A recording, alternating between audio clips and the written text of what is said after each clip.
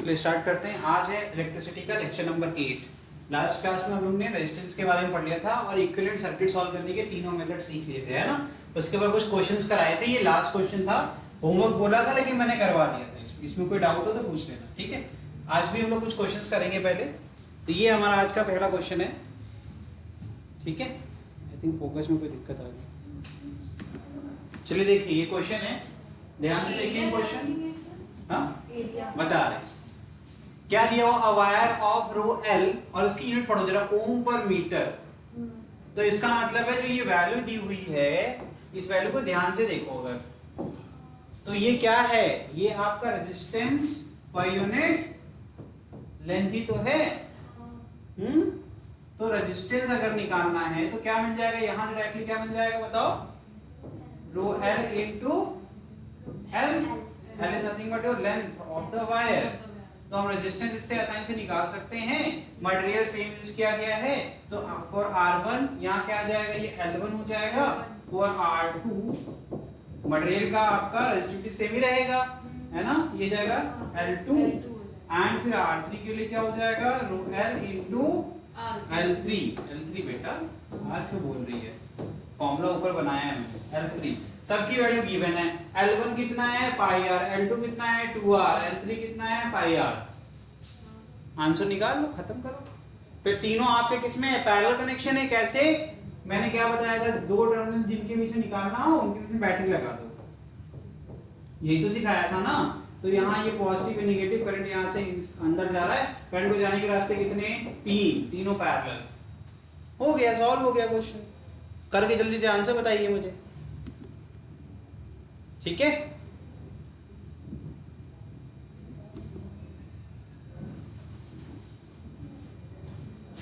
Question में काफी कुछ दिया हुआ है।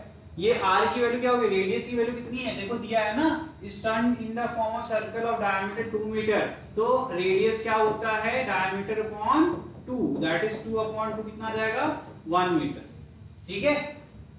आ गया कि नहीं आ गया। फिर a piece of same material connected as a diameter EV, वो सारी चीजें बता दी ऑलरेडी। तो हमें निकालना है total resistance of this circuit. तो यहाँ पर पहले एक एक को सॉल्व कर लेते हैं। तो यहाँ क्या आ जाएगा, रो एल कितना दिया है 10 to the power -6 into L1 कितना होगा, पाई इनटू 1 मीटर, दैट इज पाई। ये पहला आ गया रेजिस्टेंस, ये आ गया ओम। फिर दूसरा क्या आ जाएगा, अगेन 10 टू द -6 इनटू अब ये 2r, 2 इनटू 1 करेंगे 2 ही आएगा, है ना। ये आ गया तुम्हारा दूसरा। और तीसरा क्या होगा, फिर से 10 to the power -6 into pi, ठीक। ये हो गया सॉल्व तुम्हारा। देखो अब तुम्हें R इक्विवेलेंट निकालना है, तो R इक्विवेलेंट क्या देगा, 1 upon R equivalent is equal to 1 upon R1 plus 1 upon R2 plus 1 upon R3। तो यहाँ पे वैल्यूज पुट कर देंगे, 1 upon pi into 10 to the power -6 plus 1 upon 2 into 10 to the power -6 plus 1 upon pi into 10 to the power. अब इसको solve कर लीजिए और मुझे आंसर बता दीजिएगा, ठीक है। ये हो गया R इक्विवेलेंट, ठीक है। R इक्विवेलेंट का R टोटल,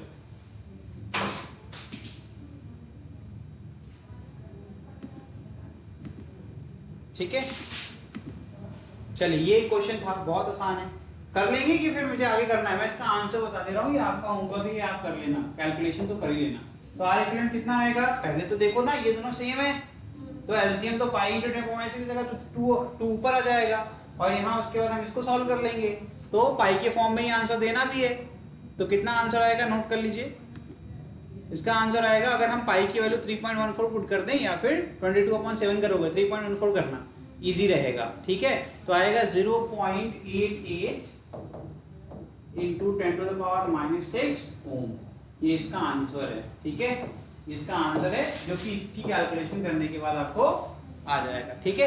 कैलकुलेशन कर लोगे, 3.14 पुट कर देना बस यहाँ पर, ठीक है। चलो next, give the nature of VI graph for ohmic non ohmic circuit element, give an example of each type. हमें क्या करना है, ओमिक और नॉन ओमिक के बारे में बताना है। तो इसका आपको थ्योरी, ये थ्योरी का क्वेश्चन है। हाँ ये एकदम बहुत बेसिक है क्वेश्चन।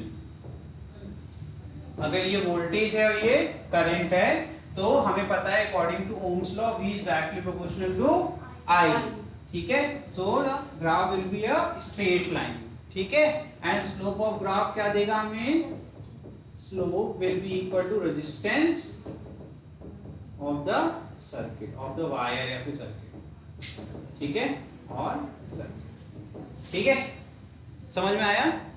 और नॉन ओमिक के लिए क्या हो जाएगा, ये क्या हो गया तुम्हारा, ये ओमिक हो गया, ठीक, और नॉन ओमिक के लिए क्या होगा, ये एक नॉन लीनियर कर्व होगा, है ना, और इसका rate of change directly proportional नहीं होता है, v is not directly proportional to i, ठीक है, तो यहाँ पर एक्सपोनेंशियल कर्व आएगा, ये हो गया तुम्हारा रेजिस्टेंस। इसका भी किसी भी इंस्टेंट पर स्लोप निकालेंगे तो क्या मिलेगा, हमें रेजिस्टेंस मिलेगा,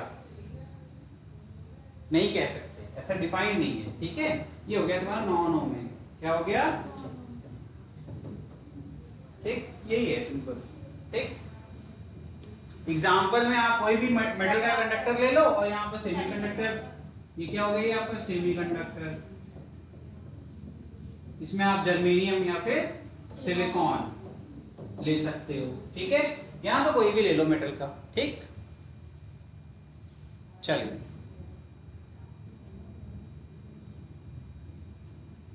आगे बढ़े,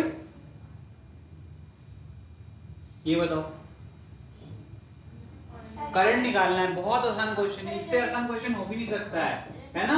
फिर से मैंने कैसे कहा था, ये करंट फ्लो करेगा, ये सारे क्या है, जाने का रास्ता सिर्फ एक, तो तीनों रेजिस्टेंस किस में हो जाएंगे आपके, सीरीज में, क्या हो जाएंगे, सीरीज में हो जाएंगे, तीनों रेजिस्टेंस आपके अगर सीरीज में है बॉस, यस, तो तीनों को ऐड कर लो सर, 1 + 2 + 3 कितना हो जाएगा, 6 ओम, ठीक, टोटल रेजिस्टेंस 6 ओम हो गया, टोटल बैटरी का वोल्टेज कितना है 30, तो क्या करेंगे, ओम्स लॉ के हिसाब से V = IR होता है, तो I = V/R, R कौन सा होता है, ये इक्विवेलेंट रेजिस्टेंस होता है बेटा सर्किट का, तो V कितना है 30 और R कितना निकाला आपने 6, आंसर कितना आ गया 5 एम्पीयर, सो सिंपल है सर, ये करो।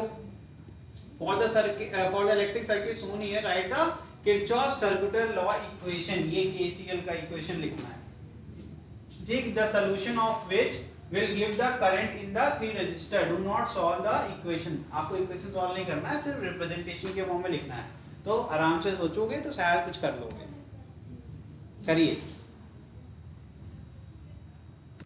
चलो देखो हम करें, चलो ये देखो, ये आपका पॉजिटिव टर्मिनल, ये नेगेटिव टर्मिनल, तो पहला लूप कैसे बनेगा, इस तरीके से, मैंने यहां से क्या मान लिया, I1 करें, इस लूप में क्या चल रहा है I1, इस तरीके से दूसरे में भी मान लो, दूसरे में क्या मानोगे बताओ, I2, इधर भी ये पॉजिटिव है नेगेटिव है, इधर क्या मान लिया I2, जो 4 ओम की ब्रांच है उसमें दोनों करंट होंगे, लेकिन दोनों एक दूसरे के अपोजिट डायरेक्शन में है कि नहीं है, सोचो जल्दी जल्दी सोच के बताओ, ठीक, यहां पर क्या है, इस ब्रांच में कौन सा करंट चल रहा है, ये I2 हो गया, ठीक है, देखते हैं ना ध्यान से, ठीक, इसमें I2 चल रहा है, इसमें क्या चल रहा है, इसमें I1 चल रहा है, इसमें क्या मानेंगे, इसमें I3 मान लेते हैं, I3 मान लेते हैं, और I3 की वैल्यू क्या होगी, I1 + I2 होगा बेटा, ध्यान से देखो करंट कैसे चल रहा है, करंट कैसे चल रहा है, यहां से I1 जा रहा है, ऊपर की तरफ जाना चाहता है, ठीक, क्योंकि जितना करंट बैटरी, देखो एकदम बेसिक लॉ है, कंजर्वेशन लॉ तो पता ही है ना, जितना भी आप बैटरी देगा करंट, उतना सारा का सारा वापस उसके अंदर इंजेक्ट होगा, ठीक है, तो ये करंट ऐसे जा रहा है, तो ये एक ऐसा नोड आएगा जहां पर इधर से भी एक करंट आ रहा है, देखो, हाँ, ये इधर जा रहा है I2, और अगर इस ब्रांच में देखेंगे तो I1 ऊपर जा रहा है और I2 नीचे जा रहा है, तो I3 = क्या आ जाएगा, I1 - या फिर अगर मेरे को ये नहीं समझ में आता, ये बहुत कॉम्प्लेक्स लगता है कुछ बच्चों को, तो नहीं आ रहा सर, तो मैं कहूंगा सर इस बात को समझो कि मैंने यहाँ I3 मान लिया, मैंने ब्रांच में अपने से एक करंट मान लिया I3 है, और I2 भी दिख रहा है तुमको, तो I2 I3 इस नोड पर तो इनकमिंग है ना, और आउटगोइंग क्या है I1 है कि नहीं है, तो KCL के हिसाब से बहुत सिंपल है, अकॉर्डिंग टू KCL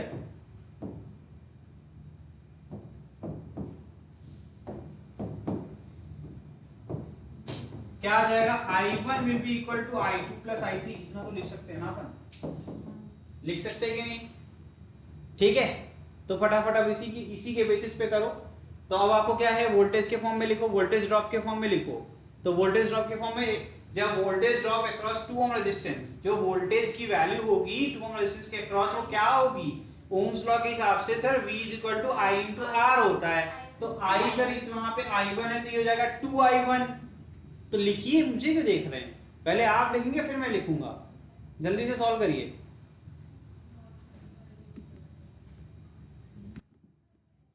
चलिए देखिए फ्रॉम किरचॉफ वोल्टेज लॉ, ठीक है। वोल्टेज ड्रॉप, अगर हमने क्या सिखाया था, हमेशा जब हम निकलते हैं अगर नेगेटिव से पॉजिटिव टर्मिनल तरफ जाएंगे तो वोल्टेज क्या लेंगे, प्लस का साइन लेंगे, है ना। चलो, अगर लेकिन मैंने कहा कि मैं यहाँ से 2 ओम से स्टार्ट कर रहा हूँ, मैं 2 ओम को पॉजिटिव लेके चल रहा हूँ, तो यहाँ से मेरा क्या आ जाएगा 2I1, ठीक है, फिर -10, कुछ गलत कर रहा हूँ, और अब 4 के साथ क्या करूंगा, प्लस 4I3 पहले लूप में इज इक्वल टू 0। इसी चीज को दो तरीके से लिख सकता हूं, दोनों आंसर परफेक्ट होगा। मैंने क्या कर दिया, +10 -2I1 -4I3 is equal to 0। हाँ, समझ में आ रहा है। अब ये चीज आप, क्योंकि क्या होता है ना, कई बार जो लॉ पढ़ते हैं, लॉ में क्या वो पढ़ाया था, मैंने खुद पढ़ाया है ना, इसलिए मैं बता रहा हूँ। मैंने बताया था कि जो सप्लाई होती है, सप्लाई में नेगेटिव टर्मिनल से अपन निकल रहे हैं तो हमेशा पॉजिटिव में लेते हैं उसको, +10, ठीक है। और हमने एक और चीज सिखाया था, जो आपका voltage supply plus voltage drop करोगे तो आंसर 0 आएगा, यही सिखाया था। फिर मैंने बताया था कि अगर रेजिस्टेंस के अंदर से आप निकलोगे तो वोल्टेज ड्रॉप है उसको नेगेटिव लोगे, तो इक्वेशन तुम हमारे सिखाए हुए था, तो 10 -2I 4I3 लिखोगे, बिल्कुल सही लिखा तुमने, ठीक, इज इक्वल टू 0 करोगे। अब उसी चीज को हम रीअरेंज करके लिखेंगे तो ऐसा दिखेगा कि नहीं दिखेगा, अरे इसी चीज को आप इधर कर दो, नेगेटिव पॉजिटिव हो जाएगा, पॉजिटिव नेगेटिव, तो वो उसमें कंफ्यूजन ना हो, इसलिए मैंने दोनों फॉर्म में आपके लिए लिख दिया। सिमिलरली फॉर ये लूप 1 हो गया, फॉर लूप 2 अब जो मैंने सिखाया ना केवीएल वाला लॉ, वैसे ही करना, ठीक है। तो क्या आएगा बताओ, तो मैं इसको मिटा सकता हूं, ठीक है, वो एक ही चीज लिखी हुई 2 बार, ठीक है। तो ये हो जाएगा, ये फॉर लूप 1, ये हो जाएगा फ्रॉम केवीएल फॉर लूप 2, क्या हो जाएगा भैया, 4I3, बेटा ध्यान से, माइनस होगा, 4I3 प्लस में होगा, माइनस में होगा, करंट जिस डायरेक्शन में है उसके अपोजिट देखना, इधर देखो ऐसे जा रहे थे करंट, और फिर ये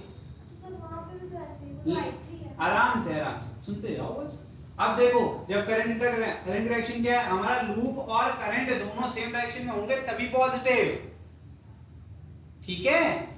तो अच्छी बात है, कंफ्यूजन हो गया, सीख भी जाओ। देखो लूप चल रहा है, करंट भी चल रहा है, दोनों साथ साथ चल रहे हैं ना, तो पॉजिटिव।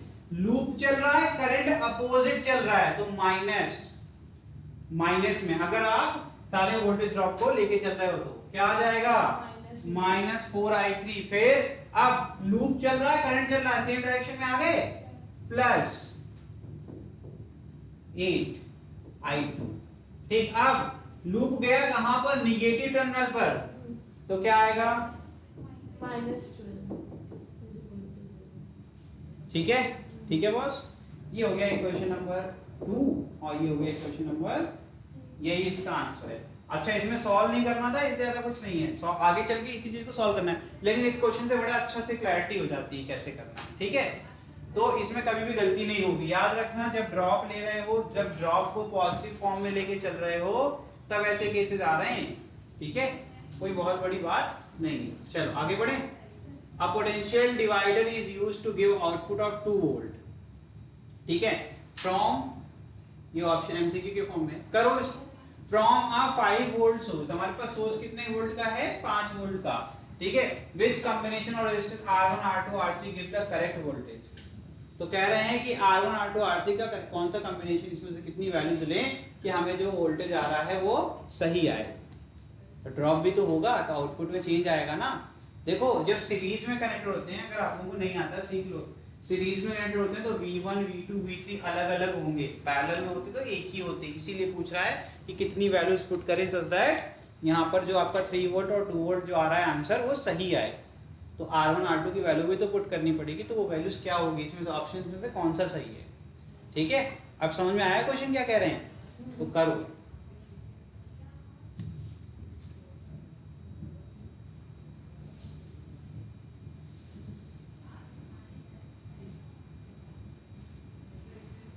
बेटा अभी भी कंफ्यूजन है, मैं सिखा देता हूँ, परेशान मत हो। आप लोगों को मैं देख रहा हूँ तो लग रहा है कि आप कंफ्यूज हो थोड़ा सा, इसलिए मैं बता रहा हूँ। देखो बहुत ही आसान तरीके से अप्रोच करने की कोशिश किया करो। मैंने पहले ही बहुत अच्छा सा हिंट दे दिया आपको कि ये क्या है भाई, यहाँ पर करंट क्या होगा, अगर इधर से मान लेते चलो सेम होगा ना, और current always flows from higher potential to lower potential boss. तो मैंने तुम्हें इस पॉइंट पर वोल्टेज बता दिया तुम्हें कितना है, कितना आसान था ये। तो I इज इक्वल टू क्या होता है, V अपॉन R ना, तो वोल्टेज अक्रॉस, तो वोल्टेज क्या होगा, पोटेंशियल डिफरेंस ना, 5 माइनस 3 अपॉन क्या R1।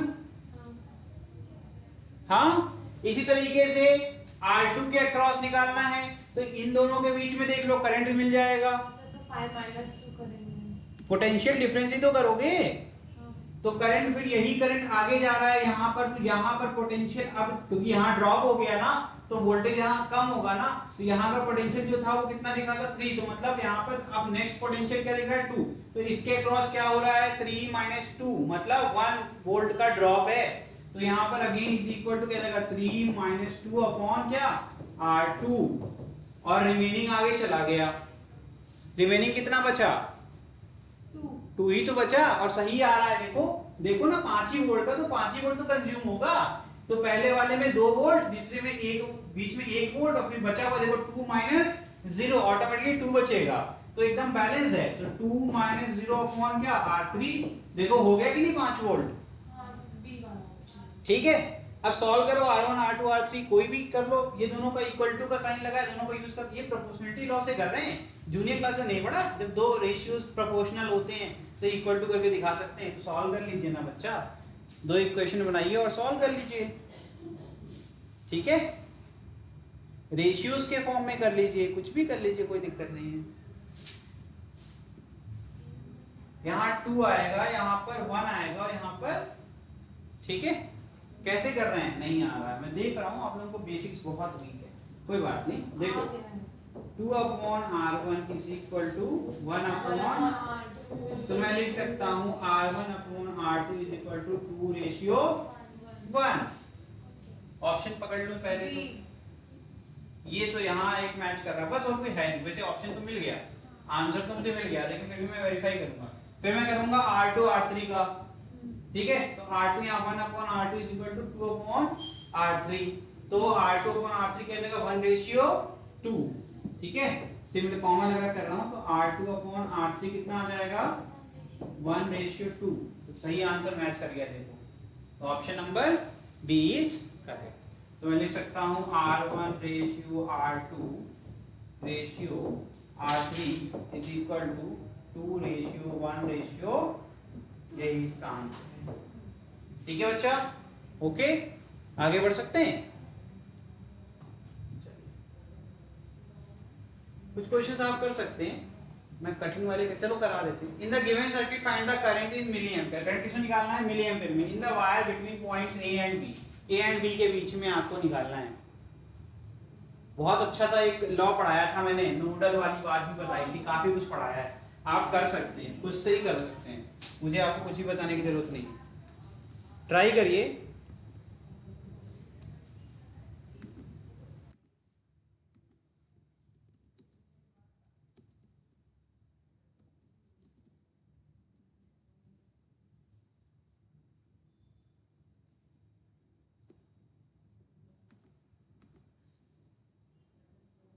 जल्दी से बताइए।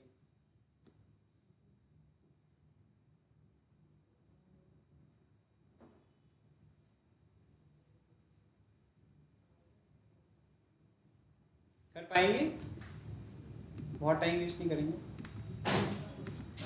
चलिए देखिए, इक्विवेलेंट सर्किट कैसी दिखेगी आपको, इसको इधर लिखना है। सर ये दोनों पैरेलल है,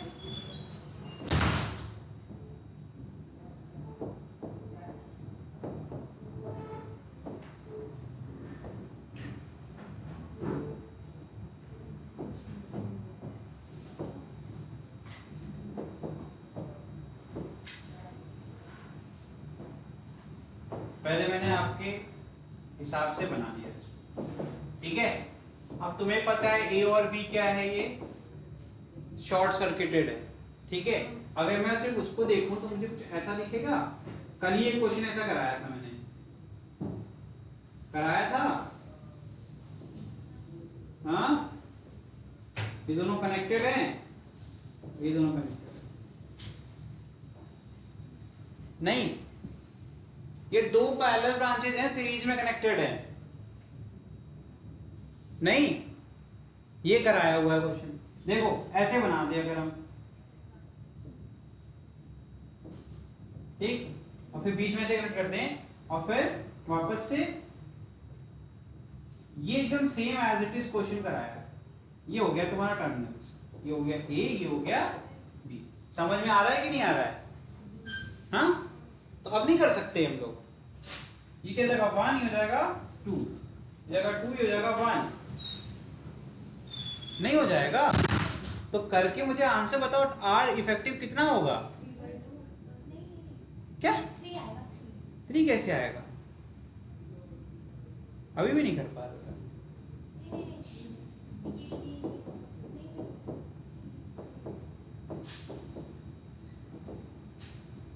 आर इफेक्टिव 1 कितना आएगा? 2/3। कितना आ गया? 2/3। और इधर भी 2/3 आएगा, कितना आ गया? 4/। क्या कर रही हो तुम बेटा? संस्कृति क्या दिक्कत आ गई? इतना नहीं कर पा रही हो, पेन नहीं चला रही हो ना, ऐसे करोगी तो कैसे आएगा? ये करना कितना कठिन था। ये पैरेलल ब्रांचेस हैं, ये भी पैरेलल ब्रांचेस हैं, तो इसका कितना आ गया? 2/3 आ गया। 3/2 आएगा, इन्वर्स करोगे तो 2/3 ही तो आएगा। 2/3 ये आ गया, 2/3 आ गई, दोनों ब्रांचेस को ऐड करेंगे सीरीज में, तो 2/3 + 2/3 4/3 तो होता है। आर इफेक्टिव कितना आ गया? इस पूरी सर्किट का आर इफेक्टिव आ गया तुम्हारा, कितना आ गया? 4/3। इससे बहुत फायदा हो गया, इससे हम आसानी से करंट सॉल्व कर लेंगे। क्या कर लेंगे? करंट सॉल्व कर लेंगे, ठीक है। ठीक, ये मैंने यहाँ किया था, मैं मिटा रहा हूँ कि बहुत बेसिक है, ये आप नोट कर लेना वीडियो से, ठीक है। इंपॉर्टेंट पार्ट जो था वो हो गया। अच्छा, अब मैं इस वाली सर्किट को रोकूंगा अभी, ठीक है। तो मैं यहां से आसानी से टोटल करंट इन सर्किट निकाल दूंगा, दैट इज इक्वल टू क्या होता है? V/R। V कितना है? 32 वोल्ट। कितना है? 32 अपॉन क्या जाएगा? 4/3। 3 कहां चल जाएगा? ऊपर कर लेंगे, है ना? कितना आ जाएगा? 24 एम्पियर। फिर से शुरू करो, ठीक है, फिर से शुरू करो। हमें चाहिए ए बी टर्मिनल के बीच में कितना करंट फ्लो हो रहा है। तो अब हम इसको शॉर्ट के फॉर्म में नहीं कर सकते, तो मेरे को मिल गया यहाँ से 24 एम्पियर यहाँ से जा रहा था, ठीक है। मैंने यहाँ मान लिया कितना? I1, यहाँ क्या मान लिया? I2, ठीक। यहाँ पर I2 पहुंच रहा है, यहाँ पर I1 पहुंच रहा है, ठीक है। अगर लूप के लॉ के हिसाब चलेंगे तो अगर टोटल करंट नीचे की तरफ मारेंगे तब भी क्या आ जाएगा? I1 माइनस, मैंने क्यों माना? I1 > I2 मान लिया होगा, और उसका भी एक लॉजिकल रीजन है यार, रेजिस्टेंस कम है तो करंट ज्यादा फ्लो होगा, क्योंकि करंट और हायर करंट कहां से फ्लो होता है? जहां पर रेजिस्टेंस कम होता है। तो इसीलिए मुझे ये पता है कि मैं एरो कैसे बना पा रहा हूँ, ठीक है। सही है गलत है? सही है ना? तो अब ए बी के लिए आगे करना, पहले इसको कर लो, आंसर आ जाएगा। I1 I2 निकाल लेंगे तो आंसर हमें मिल जाएगा। आगे मुझे सॉल्व ही नहीं करना है, करना है कोई जरूरत है नहीं। तो बस दो पैरेलल ब्रांचेस हैं, टोटल पोटेंशियल क्या हो जाएगा? Across both the branches equally बटेगा। यस, इक्वली बटेगा। एक कॉमन सेंस बच्चा, अभी इसका निकाला था, इफेक्टिव 2/3 आया था, इसका भी 2/3 आया था। वोल्टेज पूरे दोनों के ब्रांच के अक्रॉस 32, तो यहाँ पर इस टोटल पैरेलल ब्रांचेस के अक्रॉस कितना हो जाएगा? 16 और 16। अब तो कर लो, तो तुम्हें मिल गया। अब ये दोनों के अक्रॉस तो 16 वोल्ट का ही होगा ना पोटेंशियल, क्यों? क्योंकि दोनों पैरेलल हैं। ये भी नहीं आ रहा है समझ में? आ रहा है? अभी भी नहीं कर पाओगे, अब तो कर लोगे ना। तो I1 कितना आएगा?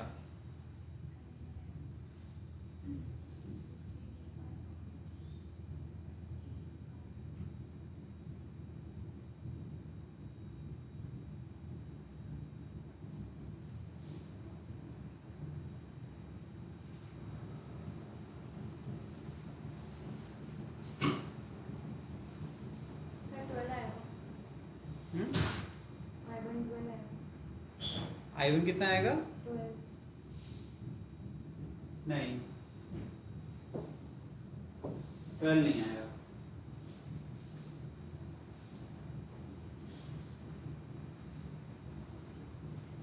एट आना चाहिए था ना, 12 कैसे आ रहा है?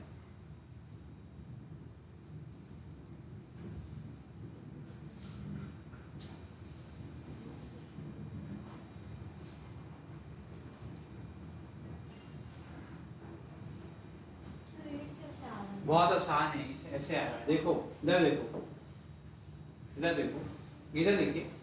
I1 इक्वल टू क्या होगा बेटा? V अपॉन R1, इसको R1 मान लेते हैं, इसको R2 मान लेते हैं। ठीक है, होगा। मुझे पता है जो वोल्टेज यहाँ होगा वही वोल्टेज यहाँ पे भी होगा। ठीक है, और I2 इज इक्वल टू क्या हो जाएगा? V अपॉन R2, सुनते जा ना, क्या आ जाएगा? I1 upon I2 is equal to R2 upon, अब कर लो कितना आ जाएगा? ये 2:1 आ जाएगा। आएगा कि अभी भी नहीं आ रहा? अब करके दिखाओ, I1 की वैल्यू बताओ। ठीक है,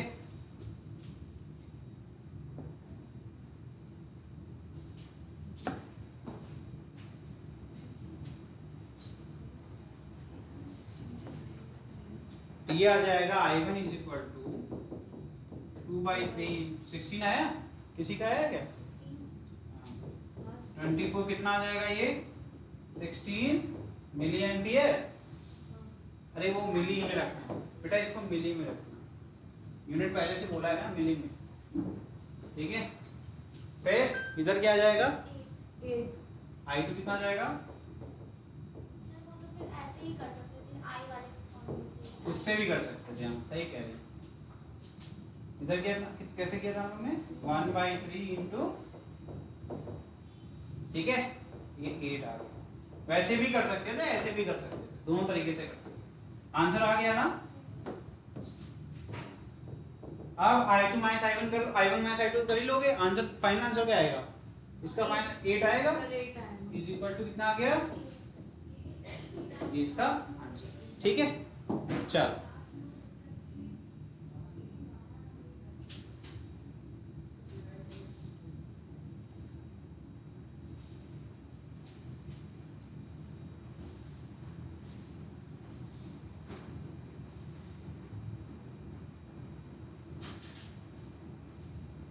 नेक्स्ट क्वेश्चन आपका होमवर्क है।